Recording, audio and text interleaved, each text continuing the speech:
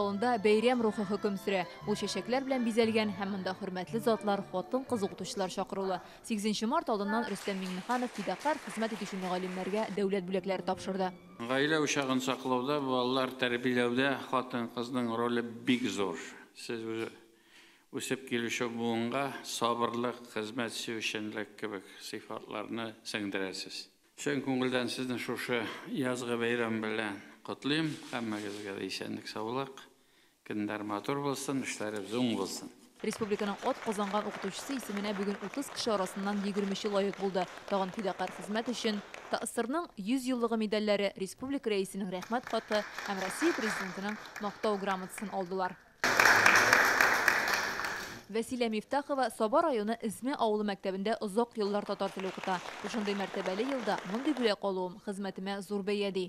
Укытучы һәм остаз елы ул инде укытучыларны һәм остазларны берләштерсә, икенче яктан инде ул бик зур безгә бурычлар йөкле, чөнки без һәр вакыт заман белән бергә атларга тиеш. Бүләкләнүчеләр арасында татар теле һәм әдәбияты укытучыларының күп булуы телебезнең бөтен байлыгын, яшь буынга җиткерү кирәклеген һәм тел белүнең мөһимлеген ассызыклый. Менә ул укытучыларны тагын да канатландыра, тагын да дәртләндерә, игътибар булу. Менә без авыл җирлегендә эшлибез. Рәхәтләнеп, җылы, барлык яктан да уңай мәктәпләрдә эшлибез. Алар арасында кечкенәдән укытучы булырга хыялланып, теләген тормышка ашыручылар да, уйламаганда мәктәпкә эшкә килеп анда калучылар да бар. Шуларның берсе Резидә Бәширова. Мин уйлап куйдым, минем кебек укытучылар бик күп.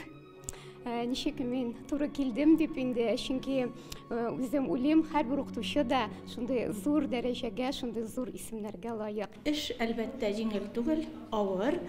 Мәктәпне балаларны чын күңелдән яраткан мөгаллимәләр генә мәктәп системасында эшли алалар. Инде шундый укытучылар, Аллага шөкер, бүгенге көндә яшьләр арасында да бик күп.